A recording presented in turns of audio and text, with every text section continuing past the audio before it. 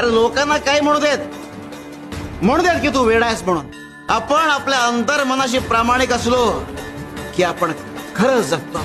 पण तुझं वेडेपण हे जगासाठी आहे. लक्षात ठेव, जेव्हा जेव्हा तू बोलशील तेव्हा तेव्हा ते शब्द सत्य असावे आणि सत्य. आम्ही एवढी वर्ष तुमची भक्ती केली, शेवटी काय मिळालं आम्हाला? काहीच नाही. म्हणजे काही मिळावं म्हणून भक्ती करत होता का रे? अरे निरपेक्ष भावनेने केली जाते ती भक्ती, आणि जिथे स्वार्थ येतो तिथे भक्तीचं रूपांतर सौद्यात होता. अरे तुम्ही म्हणता ना की आमच्याकडून काहीतरी मिळणार म्हणून भक्ती करत होता.